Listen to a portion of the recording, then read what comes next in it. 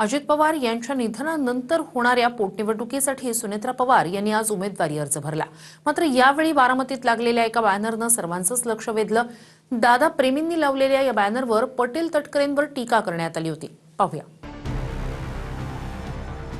सुनेत्रा पवार बारामतीहून पोटनिवडणुकीचा अर्ज भरत असताना साऱ्यांचं लक्ष एका बॅनरनं वेधून घेतलं। हा बॅनर बारामतीच्या प्रशासकीय इमारतीवरती लावण्यात आला, ज्यात अजित पवारांचं फक्त नावच पुरेसं आहे। घातकी पटेल तटकरेची गरज नाही, समस्त दादाप्रेमी असा उल्लेख केला गेलाय। मागच्या काही दिवसांपासून खास करून अजित पवारांच्या निधनानंतर तटकरे आणि पटेल या जोडीवर वारंवार विविध आरोप झाले। निवडणूक आयोगाला लिहिलेल्या पत्रावरनं तर खुद्द सुनेत्रा पवारच तटकरे पटेलांवरती नाराज झाल्याची बातमी आली। त्याआधी तटकरेंच्या रायगडमधल्या राष्ट्रवादीच्या कार्यक्रमात दिवंगत अजित पवार आणि सुनेत्रा पवारांचेच फोटो नव्हते, त्यामुळे पटेल तटकरेंना दादांच्या पश्चात पक्ष हायजॅक करायचा असल्याचा आरोप झाला। तोच वाद आता पुन्हा बारामतीतल्या या बॅनरवरनं अधोरेखित झालाय।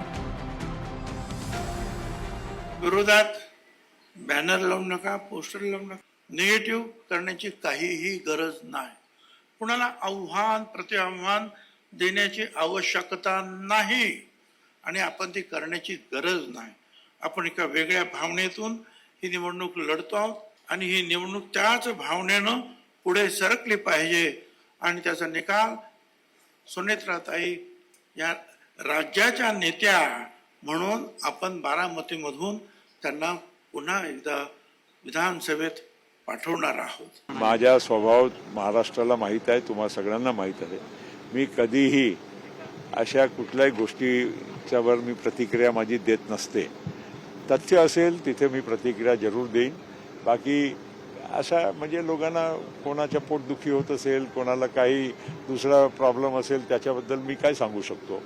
मला वाटते काल जय पवारांनी ज्या पद्धतीने इथे लोकांना सांगितलं आमच्या कार्यक्रम, मला माहीत नव्हता, पण व्हिडिओ माझ्याकडे कोणी पाठवलं, तेच खरं उत्तर आहे। अजितदादा यांचं नावच पुरेसं आहे, प्रफुल्ल पटेल आणि तटकरे यांचं नाव लोकांची गरज नाही असं म्हणतात। स्थिती त्याचा निष्कर्ष हा त्यांनी काढलेला आणि कोणी काढले आणि त्यामुळे त्याचं स्पष्टीकरण त्यांनी द्यायला हवं। Bureau report, TV9 Marathi.